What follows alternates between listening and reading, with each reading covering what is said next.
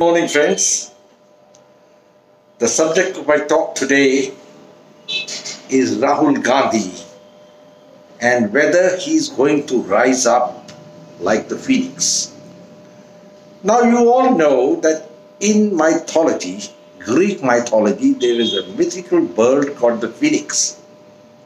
And the significance of this bird is that it rose from the ashes of it after it was destroyed.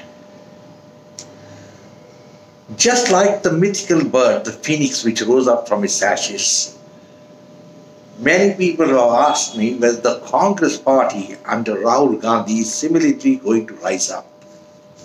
We all know that the Congress have now started the Bharat Jodo Yatra.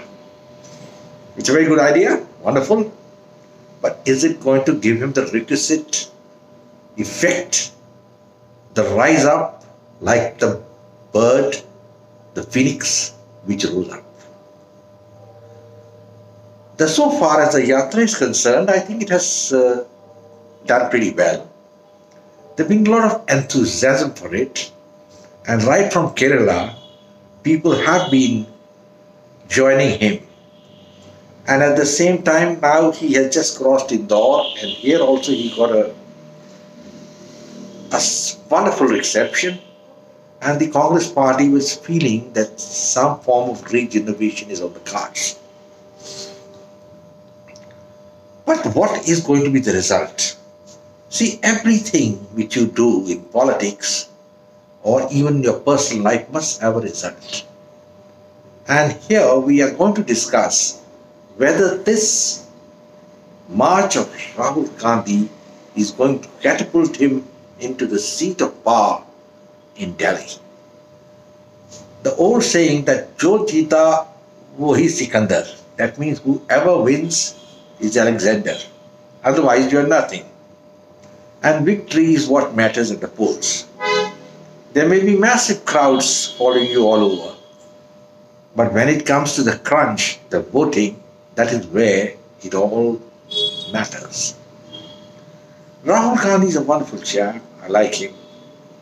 Initially, a lot of people used to talk about him as Pappu and other things, but I don't think that is the correct description of this young man. I call him young because compared to Modi and the others, he is much younger, at least 2 decades younger. And so he has the future before him, but he's got to plan it properly, otherwise he could go into oblivion. The march, as I told you, is a good thing, but the follow-up is not up to the mark. The first thing is, he should have avoided, at least his staff should have avoided making antagonistic statements that go against the grain of the Congress party. Recently, there was a statement by the President of the Congress, Mr. Kharge, who compared Narendra Modi to the evil god, the king, Ravana, who had 11 heads. I fail to understand what is the significance of that. Was it as a reaction to one of the junior BJP leaders saying that Rahul Gandhi looked like Saddam Hussein? Possibly. But one has to be very, very astute in using the words as far as politics are concerned, because it has a double-edged sword. Like the English broadsword. So we have to understand what is happening. So all the good work being done by Rahul will get frittered away with people like Kharge sounding him and making such absolutely absurd statements.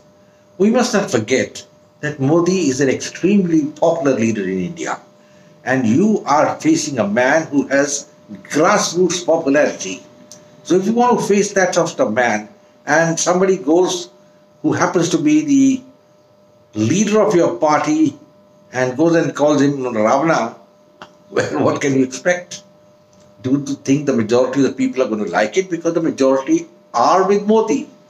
So the aim is to break that majority, and you can't break it by passing insults on the top leader. You've got to be very clever. You've got to be very, very astute. You must know the pulse of the people. The pulse of the people, as I've been repeatedly saying in my videos, is a rise, a renaissance of Hinduism. That is the first thing we must remember. The Hindus were down for almost 2000 years. 900 years almost under the Muslim rule, and another 100 years and plus more under the British rule. Though I would say the British rule was much better than the Muslim rule, because at least they gave freedom to the Hindus, raised their stature up from almost near serfs to almost equals, something which has been articulated by Niraj Chaudhary in his famous book, I think it was Autobiography of an Unknown Indian, in which he had said that Britain did not give us sovereignty, but it gave us everything else. Everything when you step out of your house is given by the British. And the Hindus benefited. They used to pay jizya tax. The women were abducted and taken away for the harems of the Muslims. These are facts of history. And the population of Hindus, as per some historians, went down by 80 million. The Congress party started off on the wrong foot under Pandit Nehru, and Rahul Gandhi with his march was supposed to reverse that. Because you cannot in India win an election by criticizing the Hindus. That is one thing which I think Rahul must bear in mind. And his comments on Veer Savarkar were not in proper taste, rather poor taste. A lot of revulsion crept among the people when he read out a letter from which Veer Savarkar had written to the Viceroy, in which he had used the word, "I am your humble servant." Well, he wrote it. But there are two sides to a coin, as I've said, and he wrote it as a part of strategy, in my opinion, because he had to get out of the cellular jail, and otherwise he would have rotted and died there. His coming out of the cellular jail gave the fillip to Hindutva, and I thought it was a very wise decision to have placated the British and come out of the jail. There was no need for Rahul to mention anything about Savarkar at all, because Savarkar has a standing in the Hindu pantheon of leaders. I'm not a fifth supporter of Savarkar. I thought he was too rigid and lived in a dream world. But that's my opinion. Lots of people don't feel that way. Now what is happening is the elections are still 2 years away. Going to take place in 24. That means almost 19 to 20 months away. And it's not going to be easy for the Congress party, which has just won 50 seats in the last elections and 44 seats in the 2014 election. To come to power, they must win at least close to 200 seats so they can take the support of like-minded parties, and then Rahul can be crowned as the Emperor of India. It's not going to happen that way. In case Rahul continues like this and his leaders continue to pull him down.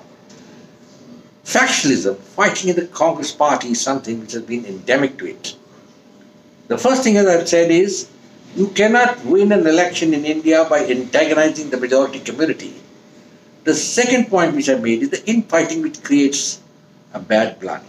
We had the statement by the Rajasthan Chief Minister, Mr. Gehlot, saying that his 2IC, the second man in the party, Rajesh Pilot, had taken 10 crores from Amit Shah. There's a possibility. One can't deny it. It is a possibility. But at the same time, to air it at this particular moment is not correct. Certainly it has got no meaning that somebody goes around setting up these things at a time when Rahul is trying to build a momentum and move forward. We must be very, very careful what we do, what we don't do. And Rahul has to have some more maturity. You can't go around making some statements like this here and there and then say, well, I'm still going to win the election. Personal PQ, personal likes and dislikes do not matter in the political field. That is the first thing which anybody must remember. Rahul's march has generated a lot of enthusiasm, no doubt about it. But will that enthusiasm translate into votes? I have made 2 points where he seems to be blundering. He cannot ignore the Hindu community, number one. Number two, though he's going about in the right manner, he went to the Mahakal in Ujjain, the temple of Lord Shiva, spent 15 minutes there. Good. But all that will not help when you go and make a statement like something against Veer Savarkar. Savarkar is not one of the greats in India, let's accept it. And to give him that importance is again something which I'm unable to understand. Now, as far as the election is concerned in 2024, at the moment Modi is riding high. But then, if I remember correctly, in his 12th house there is Saturn, and that is called the Napoleonic house. It means a great rise and then sudden downfall. That's what happened to Napoleon. I mean, he lost when he was at the apex, and at Waterloo he had to run away just to save his life. I hope a similar thing doesn't happen to Modi, and he keeps his head on his shoulders, because he also must not go to extremes. You cannot win an election in India by antagonizing a major minority community. You have to take them with you. You can't help it. There are 20 crores of the minority community in India. How can you just ignore them and keep on thinking only on one line? Because Modi must also remember that he's the Prime Minister of India, he's not the Prime Minister of the Hindus. Coming back to Rahul Gandhi, I think he's on the right track, but he needs better advisors. And it would be a good idea if he can get rid of men like Kharge and other people. There's so many other people, I don't want to name them here. There are half of them all around him are psychopaths. Digvijay Singh, all of them, these are men who are going to drag Mr. Rahul Gandhi down.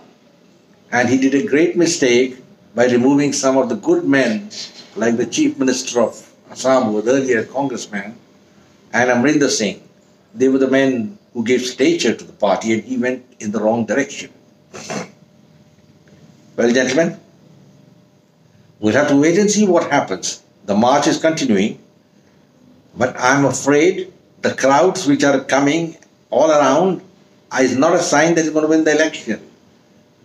A lot of them are coming out of curiosity, and I wonder how many of them are committed in their belief that we are going to vote for Mr. Gandhi. That is the point.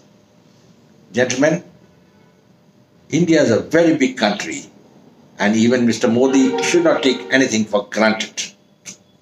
He's done a human service, and he must lead India forward, show himself to be more pragmatic, more Indian, not confine himself to a particular portion, the Hindi heartland, by talking of Hindi language and any such things. He must ensure that India goes forward. I hope Rahul is learning from his mistakes. He's got years ahead of him, and he could still make a comeback like the phoenix, that mythical bird. Let's wish him luck. God bless. I hope you liked this channel, and I look forward to your comments. I shall be pleased, rather gratified, if you can subscribe to the channel and at the same time spread it among your friends. I close now, gentlemen. Jai Hind. Glory to India.